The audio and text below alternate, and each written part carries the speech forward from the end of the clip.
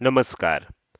Share market Marathi या YouTube चॅनलवर आपल्या सर्वांचं हार्दिक स्वागत. आजच्या व्हिडिओमध्ये आपण बुधवार दिनांक 13 नोव्हेंबर 2024 साठीचं इंडेक्स व स्टॉकचं विश्लेषण करणार आहोत. मात्र या विश्लेषणाला सुरुवात करण्यापूर्वी आपल्या सर्वांना एक नम्र सूचना आहे, ती म्हणजे या व्हिडिओच्या डिस्क्रिप्शनमध्ये आपण शेअर मार्केट मराठीच्या व्हॉट्सअप, टेलिग्राम आणि फेसबुक ग्रुपच्या लिंक दिलेल्या आहेत. तुम्ही ते ग्रुप जॉईन करू शकता. त्याचसोबत आपण तिथेच शेअर मार्केट मराठीच्या वेबसाईटची लिंक सुद्धा उपलब्ध करून दिलेली आहे. आपण आपल्या वेबसाईटला अवश्य भेट द्या. या महत्त्वाच्या सूचनेनंतर आता आपण आपल्या मूळ विषयाकडे परत येऊया आणि आज मंगळवारी इंडेक्समध्ये कशा प्रकारे मूव्हमेंट झाली व उद्या बुधवारी कशा प्रकारे होऊ शकते याचं विश्लेषण करण्यासाठी डायरेक्टली जाऊया चार्टवर. आणि इथे मी बँक निफ्टीचा 15 मिनिटाचा चार्ट ओपन केलेला आहे. काल आपण जे विश्लेषण केलं होतं आजच्यासाठी, त्यामध्ये वरच्या बाजूला 51,975 ही इम्पॉर्टंट लेवल होती, खालच्या बाजूला 51,775 ही इम्पॉर्टंट लेवल होती. आज तुम्ही बघू शकता की आज थोडंसं गॅप अप ओपन आपल्याला बघायला मिळालं. जनरली जेव्हा जेव्हा गॅप अप ओपन होतं 70-80% वेळा गॅप अप ओपनिंग नंतर पहिल्यांदा सेलिंगच बघायला मिळतं. आणि हे सेलिंग कोणत्या लेवलपर्यंत येतं, तर आदल्या दिवशीचं क्लोजिंग ज्या एरियात झालंय त्या एरियापर्यंत हे सेलिंग येऊ शकतं आणि तिथनं एक बाउन्स आपल्याला बघायला मिळतो. तर त्याच पद्धतीनं ओपनिंग नंतर थोडंसं वर गेलं. आपण इथे बघू शकतो की 52,100च्या आसपास ते पोहोचलं. 52,075 ची ही लेवल होती, त्याला टच केलं आणि त्यानंतर सेलिंग आलं. 52,000 ही लेवल आपल्याला माहिती आहे की थोडं रेझिस्टन्स म्हणूनच काम करणार होती आणि त्यामुळे ओपनिंग नंतर लगेच सेलिंग आलं. मात्र हे सेलिंग ह्या खालच्या इम्पॉर्टंट लेवलच्या थोडंसं वरपर्यंत आलं आणि त्यानंतर आपल्याला एक बाउन्स बघायला मिळाला. जनरली काय होतं की हे जे सेलिंग होतंय, आपल्याला माहितीच आहे की आधीचा ट्रेंड जो आहे तो आपल्याला सेलिंगचा आहे आणि त्यात पुन्हा सेलिंग होते म्हटल्यावर अनेक जण काय होतं या पहिल्या अर्ध्या तासामध्ये पुन्हा नव्यानं पोझिशन बनवतात जे इंट्राडे ट्रेड करत असतात. तर त्यांचा स्टॉप लॉस खाण्यासाठी किंवा त्यांना ते जे काही ट्रेड घेतलेले आहेत, शॉर्ट केलेले आहेत, त्यांना कव्हर करायला लावण्यासाठी म्हणून ह्या अशा प्रकारचं आपल्याला ही मूव्हमेंट बघायला मिळते. इथे आपल्याला एक गोष्ट लक्षात ठेवायची, कारण बरेच जणांनी काय केलं असणार, स्टॉप लॉस हा जो हाय बनला होता त्याच्या वर लावला असणार आणि तो स्टॉप लॉस हिट केला आणि त्यानंतर पुन्हा खाली आलं. तर आपल्याला हा जो हाय बनलेला होता तर तो 52,175 च्या आसपास, त्याच्या आसपास आपल्याला जर त्याच्या वर गेलं असतं, कारण ज्यावेळेला हे खाली आलं आणि पुन्हा वर जायला लागलं, माझी एकच इच्छा होती की 52,175 च्या वर हे क्लोज व्हावं आणि नेक्स्ट कॅन्डल जर त्याचा हाय ब्रेक करत असेल तर मी नक्कीच इथे खरेदी केलं असतं.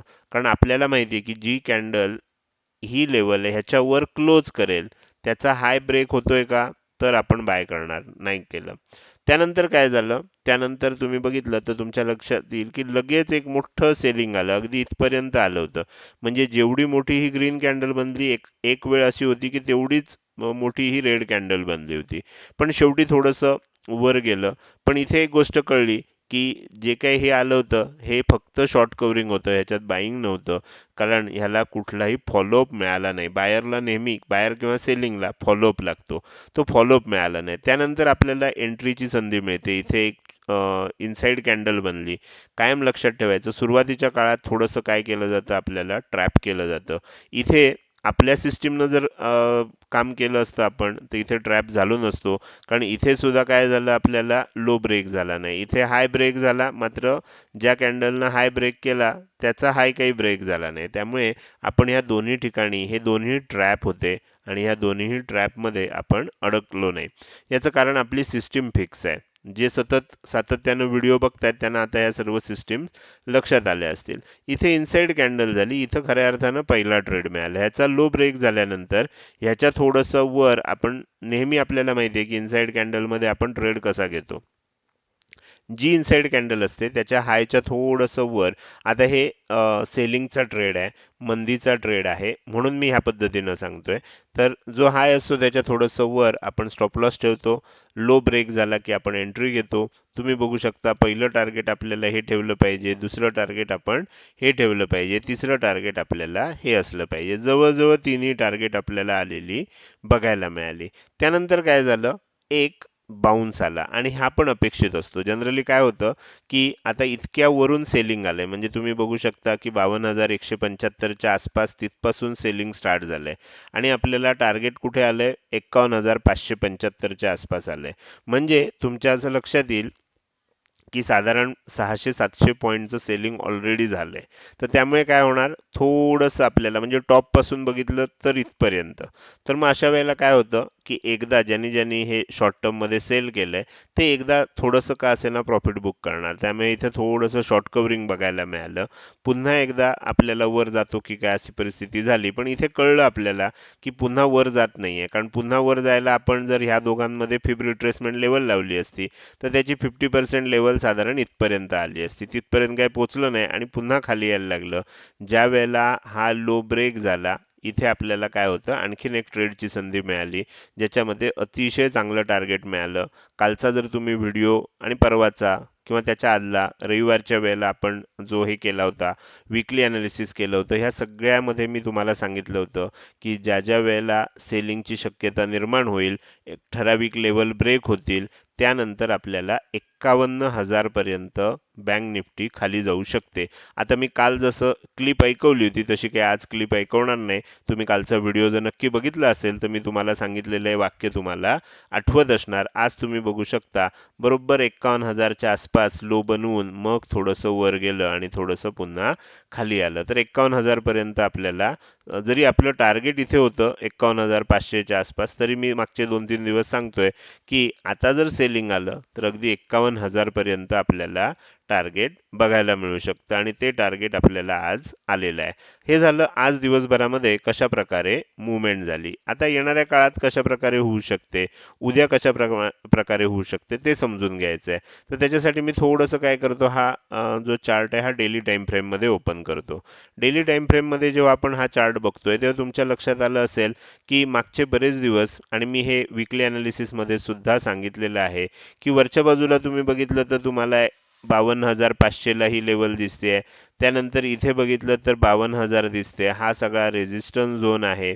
आणि खालच्या बाजूला जर तुम्ही बघायला गेलात तर तुमच्या लक्षात येईल, की साधारणपणे हा 51,000 ची जी लेवल आहे आणि खाली बघायला गेलात तर 50,500 ची ही जी लेवल आहे, हा सगळा सपोर्ट झोन आहे.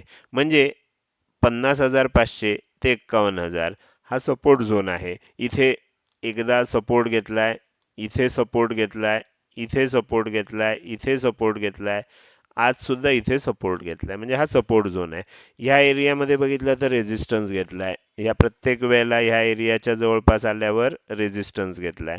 तर त्याच्यामुळे बराच काळ असा म्हणजे ऑक्टोबर महिन्यापासून ऑक्टोबरची मी ह्या वीकली अनालिसिसमध्ये सांगितलं होतं, 1 तारीख जर सोडली तर 3 तारखेपासून सातत्यानं आपण ह्याच रेंजमध्ये थांबलेलो आहोत. आता एकदा कुठल्या तरी बाजूनं रेंज ब्रेकआउट येते की काय अशी परिस्थिती आहे. अजून आलेली नाही.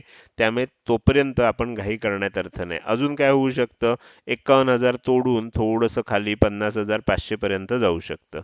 पण त्यानंतर जर 50,500 तोडत असेल, तर मात्र मग आणखीन मोठं सेलिंग येण्याची शक्यता आहे. मात्र कदाचित आज एवढं मोठं सेलिंग झालंय, ह्या आठवड्यात एवढं मोठं सेलिंग झालंय म्हटल्यानंतर काय होऊ शकतं, कदाचित गॅप अप ओपन होऊन थोडंसं शॉर्ट कव्हर होताना सुद्धा आपल्याला बघायला मिळू शकतात. तर ती शक्यता किती आहे ते आपण आता जे इथून पुढे अनालिसिस करणार आहोत त्याच्यामध्ये तुमच्या लक्षात येईल. तर हे झालं बँक निफ्टीमध्ये आज काय झालं. डेली टाइम फ्रेममध्ये बँक निफ्टीची कॅन्डल आपल्याला काय सांगायचा प्रयत्न करतोय. आता आपण बघूया उद्यासाठी आपल्या इम्पॉर्टंट लेवल आणि टार्गेट लेवल्स काय असणार. वरच्या बाजूला 51,375 ही इम्पॉर्टंट लेवल आहे. खालच्या बाजूला 51,000 ही इम्पॉर्टंट लेवल आहे. दोघांमध्ये 250 पेक्षा जास्तचा डिफरन्स आहे. त्यामुळे साधारण 51,186 च्या आसपास सेंटर लाईन आहे. उद्या समजा ह्या एरियामध्ये कुठेही ओपन झालं म्हणजे थोडंसं गॅप अप झालं, थोडंसं फ्लॅट झालं, थोडंसं गॅप डाऊन झालं, 51,000 ते 51,175 असं राऊंड फिगर धरूया आपण. तर इथे ओपन झालं तर पहिली शक्यता आहे खालच्या बाजूनच जाईल. आणि काय होऊ शकतं, इथे 51,000 ची लेवल थोडीशी ब्रेक होईल, 50,900 पर्यंत जाईल आणि मग एक शॉर्ट एकदम आपल्याला असं शार्प रिकव्हरी बघायला मिळू शकते. कारण 51,000 ला अनेक वेळेला सपोर्ट घेतलेला आहे. त्यामुळे 51,000 ला अजूनही बऱ्यापैकी चांगलं सपोर्ट आहे. तर एक बघायला मिळू शकते आणि पुन्हा जर खाली जायला लागलं तर मात्र काय होईल, 51,000ची लेवल आपल्याला ब्रेक होताना बघायला मिळू शकते. जसं आज 52,000ला झालं, की 52,000च्या वर ओपन झालं, खाली आलं, पुन्हा एकदा वर जायचा प्रयत्न झाला आणि मग खाली आलं. तर तशा पद्धतीनं आपल्याला थोडीशी मूव्हमेंट उद्या इथे बघायला मिळू शकते. जर फ्लॅट ओपन झालं, जर समजा गॅप अप ओपन झालं, म्हणजे 52,000 सॉरी 51,200च्या वर ओपन झालं, ह्या एरियामध्ये कुठेही ओपन झालं, तर मात्र थोडंसं काय होईल, वर ओपन झालं इथे कुठेतरी आणि खाली जायला लागलं, तर इथे सपोर्ट घेऊन वर जाण्याची शक्यता आहे. थोडंसं मग साईडवेज होण्याची शक्यता आहे, कारण मग ऑलरेडी एवढं सेलिंग झालंय, उद्या एक्सपायरी आहे. त्यामुळे मग 51,000 खालच्या बाजूला, 51,500 साधारणपणे वरच्या बाजूला, या एरियामध्ये थोडंसं साईडवेज होण्याची शक्यता आहे. मला थोडंसं असं वाटतंय की थोडंसं साईडवेज किंवा थोडंसं एक वरच्या दिशेनं जाईल. 51,000 तोडल्यासारखं दाखवेल आणि आपल्याला एक रिकव्हरी येऊ शकते. त्यामुळे थोडं सावध राहायला लागणार. आता तोडल्यासारखं वाटलं तर कुठपर्यंत आपल्याला ते समजायचं आहे. उद्या अशीच समजा कॅन्डल मोठी बनली, पहिलीच, आणि त्यानंतर हा लो सुद्धा ब्रेक होत असेल, मग आपल्याला काळजी करायचं कारण नाही. मग 51,000 तुटलं हे लक्षात येणार. 50,900च्या खाली क्लोजिंग आलं, त्याचा लो सुद्धा नंतर तुटत असेल, मग आपल्याला बाउन्सची फार मोठी शक्यता ठेवायची नाही. थोडाफार येऊ शकतो, पण जरी आला तरी तो म्हणजे येणारी तेजी ही मंदीची संधी असणार. तर त्यामुळे ज्याला सेल ऑन राईज असं म्हणतात, त्या पद्धतीनं बघायला मिळू शकतं. खाली जाताना 51,000ची लेवल तुटली तर 50,900, 50,800, 50,700, 50,500, 50,400 पर्यंत सुद्धा जाऊ शकतं, अशी आपल्याला इथे शक्यता वाटते. मात्र मला जी जास्त शक्यता वाटते, अर्थात most obvious move never comes असं म्हणतात, की जी आपल्याला सगळ्यात जास्त अपेक्षित मूव असते ती कधीच मार्केटमध्ये येत नाही. अपेक्षित काय आहे? सेलिंग होईल. कदाचित आपल्याला एक साइडवेज किंवा एक शॉर्ट कव्हरिंग थोडंसं बघायला मिळू शकेल. अर्थात याचा अर्थ रिव्हर्सल आलं आणि आता तेजीच होणार असं नाही. एखाद्या दिवसासाठी थोडंसं किंवा सकाळच्या सत्रासाठी म्हणून थोडंसं वर आणेल आणि मग पुन्हा आपल्याला त्यानंतर प्राइस ॲक्शन बघून निर्णय घ्यावा लागेल. इथून वर जात असेल 51,375च्या वर टिकलं, 51,475, 51,575 आणि 51,675 अशी 3 टार्गेट आपल्याला वरच्या दिशेनं बघायला मिळू शकतात. हे झालं आपल्याला प्राइस ॲक्शन, चार्ट पॅटर्न ह्यानुसार, आणि आपण ज्या पद्धतीनं 3 टार्गेट थिअरी करतो त्यानुसार आपल्याला कोणती टार्गेट्स बघायला मिळू शकतात. आता आपण थोडंसं डेटा ॲनालिसिस करूया, कारण उद्या बँक निफ्टीमध्ये वीकली ऑप्शन एक्सपायरी आहे. तर इथे मी तुम्हाला डेटा ॲनालिसिससाठी हा चार्ट ओपन केलेला आहे. तुम्ही बघू शकता वरच्या बाजूला रेझिस्टन्स 52,000ला मोठा आहे, सगळ्यात जास्त 52,500ला आहे. अजूनही 52,500ला आपल्याला मोठा रेझिस्टन्स आहे, 52,000ला नाही आहे. आपण कुठे आलोय? 51,000 पर्यंत पोहोचलोय, तरी 52,500ला सगळ्यात जास्त रेझिस्टन्स आहे. म्हणजे वरनं त्याच्याही वर बघायला गेला तर तुमच्या लक्षात येईल की 53,000ला सुद्धा मोठा रेझिस्टन्स आहे. म्हणजे वर ह्या, कारण ह्या आत्ताच आपण ह्या आठवड्यातच इथून खाली आलोय, त्यामुळे वरच्या बाजूला अजूनही मोठे रेझिस्टन्स आहेत. आणि अजूनही तुम्ही जर रेझिस्टन्सचं हे बघितलं तर तुम्हाला खूप मोठं दिसतंय, त्या तुलनेत सपोर्टचं बघितलं तर छोटं दिसतंय. म्हणजे आपल्याला इथे काय कळतंय, जास्तीत जास्त आपल्याला रेझिस्टन्स तयार झालेत, वरनं लोकांनी शॉर्ट पोझिशन, मंदीच्या पोझिशन घेतल्यात. अशा वेळेलाच एखाद्या वेळेला वर येण्याची शक्यता जास्त असते. हे जे काही सगळे शॉर्ट झालेत ना, आता मी आजच्या दिवसातलं पण दाखवतो, पण त्यापूर्वी मी तुम्हाला ते विश्लेषण करण्यापूर्वी खाली सपोर्ट बघूया. सपोर्ट कुठे आहे? 51,000ला थोडासा सपोर्ट आहे. मी म्हणतोय ना 51,000ला थोडंसं वर जाऊ शकतं, त्याचं कारण इथे थोडा सपोर्ट आहे. 50,500ला आहे, सगळ्यात जास्त सपोर्ट आहे 50,000ला. ठीक आहे, 1,000 पॉईंट लगेच उद्याच्या उद्या जाईल असं काही वाटत नाही, पण आपल्याला गेलं तरी इथे जास्तीत जास्त सपोर्ट दिसतोय. तर त्यामुळे अजून एक मोठी कॅन्डल जर बनली तर ती इथपर्यंतच बनू शकते असं वाटतंय. ह्यापूर्वी सुद्धा थोडासा इतिहास बघायला लागेल आपल्याला. ही एक मोठी रेड कॅन्डल बनली होती. त्यानंतर काय झालं? दुसऱ्या दिवशी एक इनसाइड ग्रीन कॅन्डल बनली. इथे बघा, ही एक मोठी रेड कॅन्डल बनली होती. काय झालं? दुसऱ्या दिवशी इनसाइड एक आणि थोडंसं हाय ब्रेक करणारी ग्रीन कॅन्डल. म्हणजे जेव्हा जेव्हा आपल्याला अशा मोठ्या रेड कॅन्डल खालच्या बाजूला बनतायत, त्यानंतर एक बाउन्स येताना आपल्याला बघायला मिळतोय. दरवेळेला तसं होईलच असं नाही, पण सावध राहणं आवश्यक आहे. तर आज कशा पोझिशन बनल्यात ते मी तुम्हाला आता दाखवतो चेंज इन ओपन इंटरेस्ट मधनं. चेंज इन ओपन इंटरेस्ट मध्ये जर तुम्ही बघितलं तर तुम्हाला आज क्लिअर कट दिसते, आणि ते सांगायला काही कुठल्या ज्योतिषाची गरज नाहीये की आज आपल्याला लॉंग अनवाइंडिंग झालंय. बरोबर, म्हणजे तेजीच्या पोझिशन लोकांनी सोडलेल्या आहेत आणि काय केलंय, मंदीच्या मोठ्या प्रमाणावर पोझिशन बनवलेले आहेत. तेजीच्या बघितल्या तर अगदी छोट्या प्रमाणावर इथे पोझिशन बनलेल्या दिसत आहेत. तेजीच्या पोझिशन लोकांनी सोडल्या आहेत आणि खूप खाली बनवल्यात. आणि हे अर्थातच हे ज्या खाली तेजीच्या बनवल्यात, हे फक्त काय असतं, हेजिंगसाठी असतं. म्हणजे वरनं शॉर्ट केलंय, खालनं हेज करण्यासाठी, म्हणून ह्या तेजीच्या पोझिशन असतात. त्यामुळे दिसताना काय दिसते, खूप मोठी मंदी केलेली आहे. असं जेव्हा ओव्हरसोल्ड मार्केट असतं, तेव्हा एक छोटा बाउन्स येण्याची शक्यता नक्कीच असते. तर त्यामुळे थोडंसं उद्या एक्सपायरी असल्यामुळे सावध राहणं आवश्यक आहे. तर हे झालं बँक निफ्टीचं अतिशय विस्तृत असं विश्लेषण. आता आपण पुढे जाणार आहोत आणि ह्या बँक निफ्टीच्या विस्तृत विश्लेषणानंतर निफ्टीचा चार्ट आपण आता ओपन करूया. त्यासाठी मी इथे निफ्टी 50चा चार्ट ओपन करतोय. तर निफ्टी 50चा चार्ट ओपन केलाय. ह्याच्यामध्ये इम्पॉर्टंट लेवल, टार्गेट लेवल सर्व काढलेले आहेत. आपण थोडंसं झूम करूया म्हणजे आपल्याला व्यवस्थित दिसू शकेल. तर इथे मी झूम केलंय. आता तुम्ही जर बघितलं, सेम त्याच पद्धतीनं मूव्हमेंट झाली आहे. त्यामुळे मी पुन्हा सांगत नाही आज काय झालं. उद्यासाठी आता काय दिसतंय, वर 24,000 ही इम्पॉर्टंट लेवल दिसते, खाली 23,825 ही इम्पॉर्टंट लेवल दिसते. 100 पॉईंट पेक्षा जास्तचा डिफरन्स आहे, त्यामुळे आपण एक सेंटर लाईन काढली आहे. ही कुठे आहे, 23,925 च्या आसपास आहे, 23,917 च्या आसपास आहे. इथे सुद्धा लक्षात ठेवा, फ्लॅट ओपन झालं. या एरियामध्ये कुठेही ओपन झालं, थोडं हाय थोडं लो, मिडलला कुठेही ओपन झालं, 23,825 ते 23,925 या 100 पॉईंट मध्ये कुठेही ओपन झालं आणि खाली जायला लागलं. 23,825 ची लेवल ब्रेक होती असं वाटलं आपल्याला, प्रॉपर पद्धतीनं ब्रेक झाली, तर मग खाली जात असताना 23,775, 23,725 आणि 23,675 अशी 3 टार्गेट आपल्याला खालच्या बाजूनं बघायला मिळू शकतात. इथे ओपन झालं आणि वर जायला लागलं, तर मात्र काय होईल, मग थोडंसं 24,000, 23,800 या रेंजमध्ये आपल्याला थोडंसं साईडवेज होताना बघायला मिळेल. कदाचित 24,000 पेक्षा 24,050 पर्यंत जाऊ शकतं, कारण थोडंसं लेवल ब्रेक केल्यासारखं. आणि 23,825 च्या ऐवजी 23,800 पर्यंत खाली, म्हणजे ह्या एरियामध्ये आपल्याला थोडंसं साईडवेज होताना मग बघायला मिळू शकेल.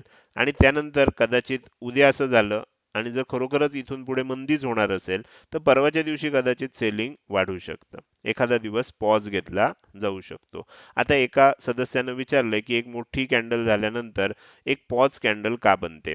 तर त्याचं कारण असं आहे, की एकदा मोठं कॅन्डल बनली, समजा मंदीची मोठी कॅन्डल बनली, तर त्यानंतर काय होतं, तर ही समजा मंदीची मोठी कॅन्डल बनली आहे, तर त्याच्यानंतर नॅचरली अनेकांनी सेल केलेलं असतं. तर नवीन सेलर काही इथे लगेच येणार नाही, बरोबर. बायर तर काय बाय करणार नाही. म्हणजे काय झालं, नवीन सेलर ऍड होत नाहीये, नवीन बायर ऍड होत नाहीये. मग अशा वेळेला काय होतं, छोटा मोठा ट्रेड होतो आणि त्याच्यामुळे एक छोटी कॅन्डल अशी बनलेली आपल्याला दिसते. त्यानंतर काय होतं, आता समजा नवीन सेलर, आता ही पण रेड बनली, म्हणजे ही पण रेड आहे, ही पण रेड आहे, दोन्ही लाल रंगाच्या कॅन्डल बनल्यात. आता जर समजा सेलरला नव्याने एंट्री घ्यायची तर हा लो तोडल्यानंतर ह्याच्यावर स्टॉप लॉस ठेवता येणार आहे. सेलर काय करू शकतो, इथून खाली जाताना नव्याने एंट्री घेऊ शकतो. त्यामुळे एक पॉज कॅन्डल नंतर मग आपल्याला एंट्री बघायला मिळते.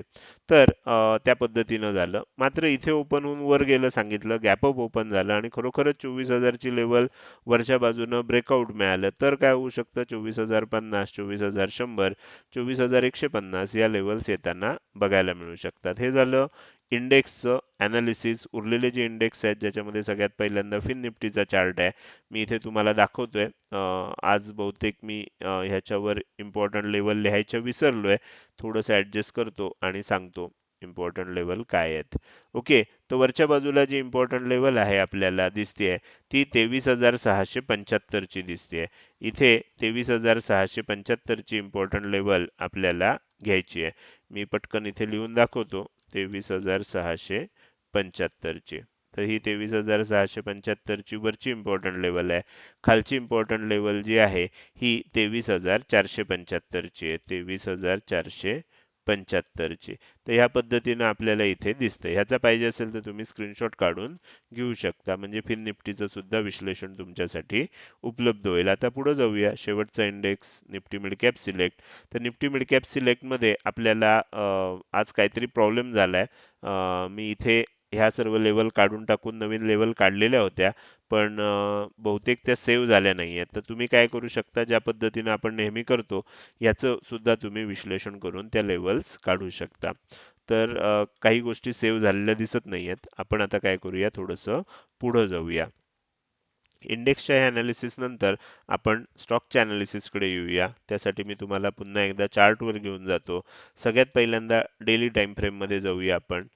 झूम लेवल ऍडजस्ट करूया आणि आपण या आठवड्यात जे स्टॉक बघतोय त्याचा विचार करायला सुरुवात करूया. आता आपण इथे जर बघितलं, मी कालच तुम्हाला सांगितलं होतं एवढं मोठं सेलिंग झालंय, त्यानंतर ऍक्च्युली गॅप डाऊन झाल्यामुळे हे आणखीन सेलिंग झालं. एक पॉज कॅन्डल, म्हणजे मगाचा जो प्रश्न होता की मोठ्या कॅन्डल नंतर एक छोटी कॅन्डल का बनते, त्याचं कारण सांगितलंय आणि तशीच इथे बनली आहे.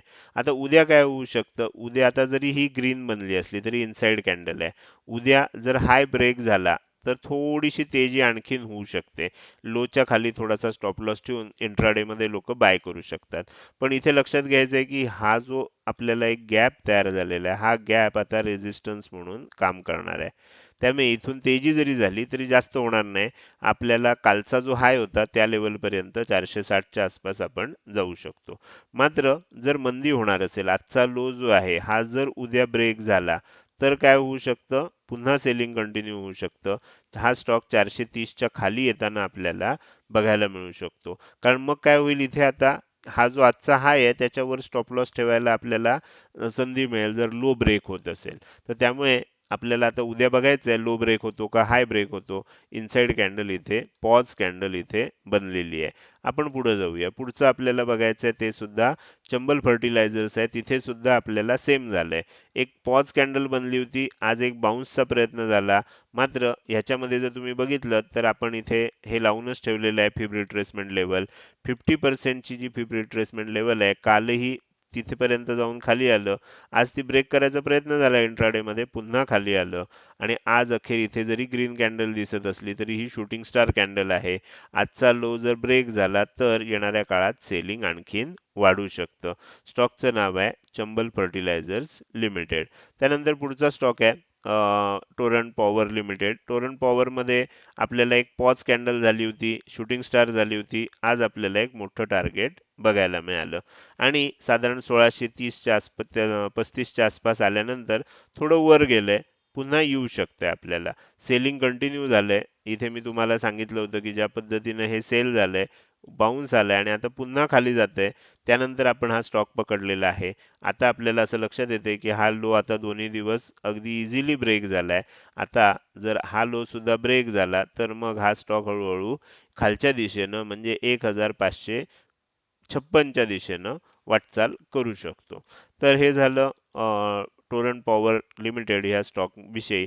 आपण पुढे जाऊया. पुढचा स्टॉक आहे आपला, तो आहे पेट्रोनेट एलएनजी. पेट्रोनेट एलएनजी मध्ये सुद्धा काय झालं होतं, एका मोठ्या कॅन्डल नंतर एक पॉज कॅन्डल बनली, आज कंटिन्युएशन झालं. बऱ्याच वेळेला असं होतं. म्हणजे आता ह्याच्यासाठी मी उदाहरण सांगतो. आता हे खाली येण्याचं आहे. समजा आपण एखादा किल्ला बघायला गेलो तर काय होतं, आपण बरचसं चालतो, मग थोडंसं थांबतो आणि त्यानंतर मग पुन्हा चालायला सुरुवात करतो. त्याच पद्धतीने आहे. किंवा दुसरी कंडिशन होते. आता इथे काय होतं, कधी कधी ही अशी इनसाइड कॅन्डल बनली आहे, कधी कधी इथनं वर यायला सुद्धा सुरुवात होते. तर किल्ल्याचंच उदाहरण मी नेहमी सांगतो की समजा आपण वर चढलो बरचसं, थोडं पॉज घेतलं, मग आपल्या लक्षात आलं की अरे खूप जायचं आहे, आपल्याला नाही झेपणार, तर आपण इथनं रिटर्न सुद्धा येऊ शकतो. पण त्याच्यासाठी एक मध्ये पॉज असतो. त्या पॉज नंतर वर जायचं आहे की पुन्हा खाली उतरायचं आहे, हे जसं आपण ठरवतो, मार्केटमध्ये किंमत सुद्धा त्या पद्धतीनं चालते. तर ही पॉज कॅन्डल झाली आणि त्यानंतर आता सेलिंग कंटिन्यू झालं. अजून 320चं टार्गेट आलेलं नाही, पण येणाऱ्या काळात येऊ शकतं आणि ते जर ब्रेक झालं तर आणि खालची टार्गेट्स बघायला मिळू शकतात. स्टॉकचं नाव आहे पेट्रोनेट एलएनजी लिमिटेड.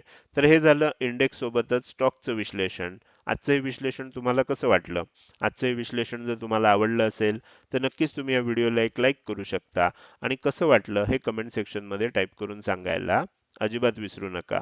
लक्षात ठेवा, तुमची एक लाईक आणि एक चांगली कमेंट हीच माझ्यासाठी प्रेरणा असते, ज्याच्या सहाय्यानं रोजच्या रोज हे विश्लेषणाचे व्हिडिओ मी बनवत असतो. त्यामुळे व्हिडिओ आवडल्या लगेच लाईक करा. कसा वाटला, काही सूचना असतील तर त्या कमेंट सेक्शनमध्ये अवश्य सांगा. त्याचसोबत हा व्हिडिओ तुम्ही अजूनपर्यंत बघताय आणि अजूनही जर तुम्ही शेअर मार्केट मराठी आपल्या यूट्यूब चॅनलला सबस्क्राईब केलं नसेल तर कृपया सबस्क्राईब करा आणि शेजारी असणाऱ्या बेल आयकॉनला क्लिक करून ऑल असं नोटिफिकेशन निवडा. म्हणजे इथून पुढे रोजच्या रोज येणारे हे विश्लेषणाचे व्हिडिओ मी अपलोड केल्या केल्या तुम्हाला विनाविलंब बघता येतील. आजच्या व्हिडिओमध्ये मी इथेच आपली रजा घेतोय. धन्यवाद.